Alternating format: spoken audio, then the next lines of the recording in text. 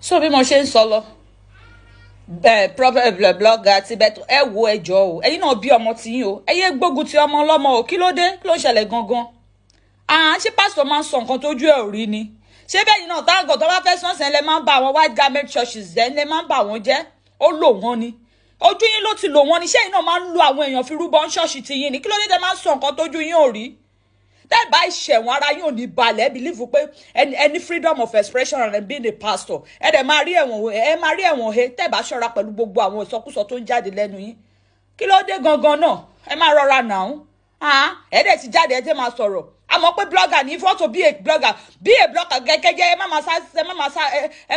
má sá sábẹ́ àwọn àmì prophet àmì pastor torí pé rò pé àwọn kan ò lè criticize yín ta ló fi yín ṣe judge gangan ta ló fi yín ṣe adájọ́ lórí àwọn èèyàn ta ló fi yín ṣe kí ló dé ṣé ó yẹ kí irú àwọn ọ̀rọ̀ tó ń jáde lẹ́nu yín kó máa jáde lẹ́nu the so called man of God ni ṣé nǹkan tí scripture fi kọ́ yín nìyẹn anyway kí lẹ tiẹ̀ mọ̀ nípa scripture ju kẹwàá fi parọ́ fáwọn èèyàn torí pé mọ̀ pé wọ́n gọ́líbù kẹwàá fi parọ́ fún wọn gbà tó jẹ́ pé àwọn náà eléyìí tẹ́ bá ti sọ ni wọ́n gbọ́ wọn ò lè ka báìbù wọn ò lè ṣe nǹkan kan abeg jàre abeg ẹ lọ́mọ tí yín ẹ stop kẹyẹ gbógun ti ọmọ lọ́mọ ẹ yọ èjì kẹyọ kúrò nù ẹ yọ èjì Naomi kúrò nù èjì yìí náà kẹmi lè tó máa ṣẹ́kù kí ló dé abeg jàre ẹ ti jẹ́ ká listen sí nǹkan tí bàbá yìí náà nǹkan tó sọ ẹ jẹ́ ká gbọ́ nípa bàbá wa Hamzat Oriyomi ẹ jẹ́ ká gbọ́. ìrọ̀lẹ́wọ̀n tó dúró pé gbọ́dọ̀ ṣẹ̀wọ̀n tó ní pé ìbọn tó ṣe ò dáa ẹ tí wọ́n ṣe kọ́ ọ ṣẹ̀wọ̀n ẹ. ṣé ń gbọ́ ọmọ Ọlọ́run ni. ṣé ń gbọ́ ọmọ Ọlọ́run ni. ọmọ ti yẹ àdàbí tó bá jẹ́ kó tòótọ́ ló ṣe. ṣé ń gbọ́. àmọ́ òṣòdodo ó wà lórí àpẹẹrẹ òdodo ó fi ìyà jẹ aláìṣẹ̀. ṣé ń gbọ́. ó ń dájọ́ yìí láì fi ṣàdájọ́. ṣé ń gbọ́. ó ṣe ilé ẹjọ́ ó ṣàdájọ́ kò sẹ́ tó mú wẹ́ẹ̀ rí ilé ẹjọ́ ní ẹ lọ́wọ́ ó ń dájọ́ èèyàn Ọlọ́run wá fi kọ́ kékeré dán ẹ wò ó wá fẹ́ ọjìyà ẹ wò ọjìyà ẹ wò ọ̀run ń bọ̀ ó máa jẹ ìyá ẹ àdàbí tó ẹ kó tòótọ́ ló ṣe. Okay, now tàbá ní ká sọ mí báyìí nsìn ṣé gbọ́ nǹkan tí bàbá yìí sọ mi ò mọ orúkọ tí mo lè pè wọ́n ní bóyá kí n sọ pé traditionalist ni àbí olúwo dẹ̀ ni ẹ̀yin tẹ́ jẹ́ traditionalist ẹ má bínú but máa tó sọ̀rọ̀ tán ẹ̀ ó dúró sí ipò tó bá jẹ́ muslim bóyá kó jẹ́ imam ọ̀ ṣe mọ̀ imam náà ni mo like àwọn olórí ẹ̀sìn ọ̀ kí n sọ pé bá jẹ́ christian ni bóyá kí n sọ pé gio or being pastor or ó ti understand by ẹ gbọ́ nǹkan tó ń jáde láti ẹnu èèyàn tó sọ wípé I'm a prophet of Olódùmarè you see sometimes n bá wo gbogbo èmi mo dúpẹ́ lọ́wọ́ Ọlọ́run wípé níbi tọ́lọ́run dá mi sí as a Christian tí Ọlọ́run dá mi sí tó bá mọ Bíbélì ẹ you will know that Christian òun ni mo sì lè fi ọwọ́ ìsọ̀yà pé tó bá mọ bí tí tó bá mọ Bíbélì tó mọ nǹkan tó sọ kò ń ṣe gbogbo àwọn pásítọ̀ èké tán fi yí jẹun yẹn o ẹ mọ̀ pé kò sí nǹkan tó dùn ju Christian line lọ mi ò sọ ti gbogbo àwọn churches ti Nigeria pastors tí wọ́n bàjẹ́ tí wọ́n fi wá rí Christian gẹ́gẹ́ bí nǹkan ẹlẹ́gbìn o bí relé tí mo sọ tán sí you see like I don't understand you people bàbá olúwo ṣé ẹ ń sọ fún wa ń sìn pé ẹ̀sìn olúwo ó fi ara mọ́ wípé kéèyàn kí àgbàlagbà wà kó máa fi ipá bá ọmọ kékeré lò pọ̀ ni because most of the cases tó máa ń pọ̀ ní Oríyọmí Àgídìgbò ni pé kí wọ́n gbé ọmọ kékeré wá síbẹ̀ kí wọ́n ní wọ́n defy ẹ̀ kí wọ́n gbé ọmọ ọba fọ́ṣun ẹ wá ń sọ ń sìn pé ó ti pẹ́ tí Oríyọmí ti ń rán àwọn èèyàn lẹ́wọ̀n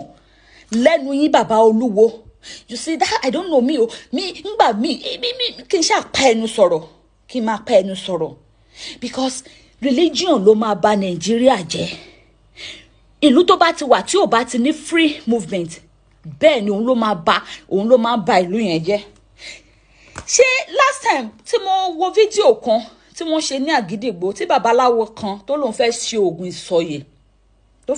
ìsọyè fún ọmọ 15 years tó dẹ̀ bá ọmọ yẹn lájọṣepọ̀ tó dó títí tó fi lóyún ṣé ẹ fẹ́ sọ fún mi pé irú yẹn kò deserve kí wọ́n rán lẹ́wọ̀n because irú yẹn kì í ṣe ẹlẹ́ṣẹ̀ àbí maybe according to your own word of God maybe kò ń ṣe ẹ̀ṣẹ̀ Bíbélì jẹ́ kó di mímọ̀ fún wa wípé ìlú tí ò bá sí òfin kò sí ẹ̀ṣẹ̀ wọ́n ti sọ pé pedophile fi ipá báyàn lò pọ̀ ẹ̀wọ̀n ní ìlú Nàìjíríà ṣé kò kí ń ṣe ẹ̀ṣẹ̀ lọ́dọ̀ tiyín ọ̀ ní ìlú Nàìjíríà ṣé Oriyomi ló rán wọn lẹ́wọ̀n? Ṣé Oriyomi ni adájọ́ ni?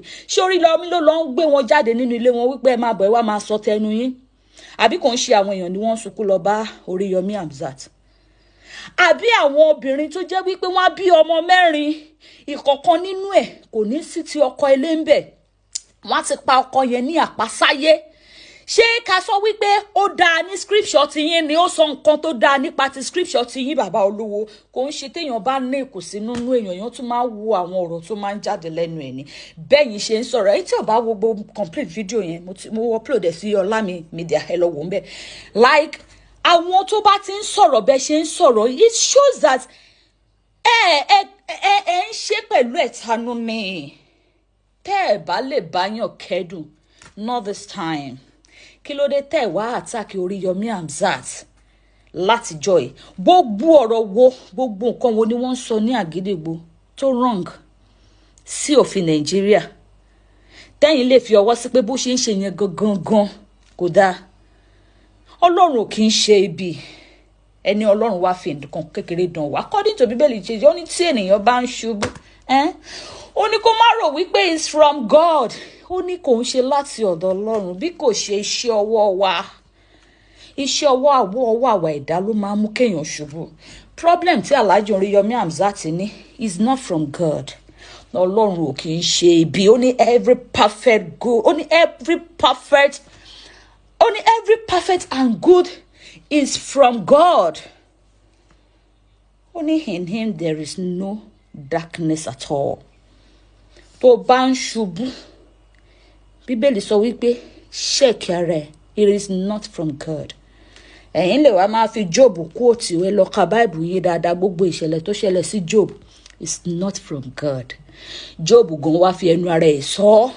Tẹ́ bá ka Bible yìí dáadáa, ó lóun ò mọ̀, ó lóun rò pé láti ọwọ́ Ọlọ́run ni. Kò yé yín? In fact, gbogbo ọ̀rọ̀ tẹ́ ń sọ yìí kò dáa o Ọlọ́run. Kò dáa o, especially ẹ̀yin tẹ́ wá pera yín ní ìránṣẹ́ Ọlọ́run tó yẹ ká máa bá ọ̀rọ̀ tútù lẹ́nu yín. Ẹ̀yin lẹ wá bẹ̀rẹ̀ sí ń criticize àwọn people yìí. Ojú gbà mí tì fún most of ẹ̀yin people yìí Ọlọ́run. Kò dáa. Wọ́n ní ká dijú ká ṣe bí ẹni kú, ká wo ẹni tó máa fẹ́ràn ẹni, ká wo ẹni tó máa ṣèdárò ẹni. Alhaji Oriyomi Hamzat, Queen Naomi, Ọlọ́run máa kó yín yọ. Ọlọ́run ó bá olùtùnú, ó dẹ̀ máa bá wa ṣe kíni, ó máa bá wa tú gbogbo àwọn tí ọ̀fọ̀ ṣẹ̀, ó máa bá wọn tù wọ́n nínú. Àwọn ọ̀rọ̀ tó yẹ kẹ́ máa sọ leléyìí lásìkò yìí. Ó lágbára gan o nílùú Nàìjíríà o. Ibi tá a bára wa dé leléyìí. Mo máa ń sọ religion ló máa báyé Nàìjíríà jẹ́. Láti ìgbà tẹ́tí ní ẹ̀ ń ṣe olúwo, ìgbà tẹ́tí ní ẹ̀ ń ṣe ìmáàmù àbí ẹ̀ ń ṣe Muslim, ìgbà tẹ́tí ní ẹ̀ ń ṣe Christian, ẹ̀ sọ nǹkan pàtó kan tá a lè rí tọ́ka sí tó dáa nínú Nàìjíríà.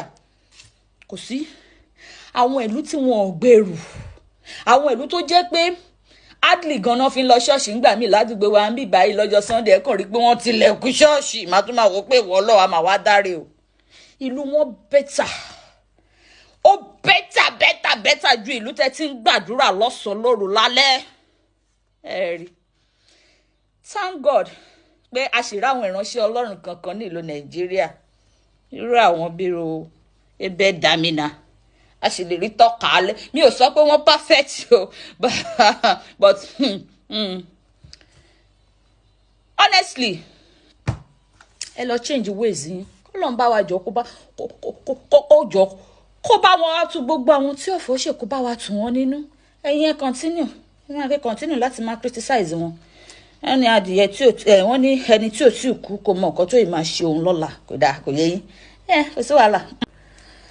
Fún gbogbo ìwọ tó ń wá skin product tó máa jẹ́ kí skin ẹ glow, ìwọ tí àwọ̀ ẹ ti ṣá málábálá, táwọ̀ ti rí bí àwọ̀ ṣé kànákìnní ni wọ́n ń sọ, tó rí bí Kampala, tó rí bí rainbow tí ò smooth, contact Becky Glow Skincare. Àwọn ni doctor tó lè bá yín repair skin yín, honestly speaking.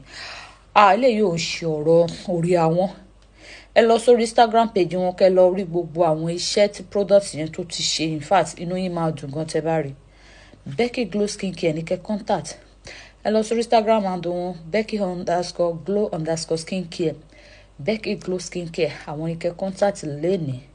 ẹ pè wọ́n sórí nọ́mbà yìí +1 301 458 9132 Becky Glow skincare. Lẹ́yìn Becky Glow àwọn náà tún ni ẹ pè wọ́n, ẹ contact wọn, and wọ́n deliver worldwide títí dé ẹnu ọ̀nà ilé yín. Owó wọn ò wọ́n jù, ló ní ṣókí ni, kò yé yín. Fún gbogbo ìtẹ̀dẹ̀ tí bá patronize wọn, ẹ ṣé gan, àdúpẹ́ lọ́wọ́ yín. Iná ò ní tán lọ́wọ́ yín o, ọdún ayọ̀ la máa ṣe lágbára Ọlọ́run. Bákan náà, fún gbogbo ìwọ tó jẹ́ wípé òun wá ibi tó ti fẹ́ ṣe shopping aṣọ, even after this ọdún tá à ń ṣe, àwọn aṣọ tó fẹ́ máa wọ̀ jáde, àwọn aṣọ tó fẹ́ máa wọ̀ lọ sí ọ́fíìsì ni, àwọn aṣọ tó fẹ́ máa wọ̀ lọ club, àwọn aṣọ tó bá fẹ́ wọ̀ lọ party, àwọn aṣọ tó bá fẹ́ wọ̀ lọ gbogbo nǹkan tẹ́ bá tí bá òkè fẹ́ ṣe, ẹ kàn fẹ́ wọ̀ náà ni, like ẹ̀dẹ̀ ń wá authentic ibi tẹ́ ti lè rí àwọn aṣọ yìí with affordable price. Ẹ contact House of Ladva lálẹ́ bá yín fi ọwọ́ ẹ̀ sọ̀yà. Ẹ pè wọ́n, owó wọn ò wọ́n jù, aṣọ wọn authentic dẹni tó wà reliable gan. Àwọn aṣọ kò ń ṣaṣọ tẹ́ máa fi sínú omi lẹ́ẹ̀kan náà tí gbogbo ẹ̀ máa bàjẹ́. Ẹ lọ sórí Instagram handle wọn, ìròyìn ò tó àfojúbà. Ẹ lọ sí House of Ladva, contact House of Ladva fún gbogbo aṣọ ẹ. Pè wọ́n sórí nọ́mbà yìí +44 07 49 8828 720 or Nigeria number wọn 080 62 46 9909. Instagram handle wọn ni house_of_Ladva, house_of_Ladva, House of Ladva. Àwọn ni kẹ́ contact lẹ́ni. We deliver worldwide with affordable prices, and kíbikíbi tẹ́ bá wà ó máa dé ẹnu ọ̀nà ilé yín. Mo dẹ̀ kí gbogbo ẹ̀ tẹ́ patronize wọn pé iná ò ní tán lọ́wọ́ yín o, ọdún ayọ̀ la máa ṣe o. A ti ṣe ọdún eléyìí tó bọ̀ máa ṣojú ẹ̀mí gbogbo wa lágbára Ọlọ́run. A kú ọdún, a kú yèdùn.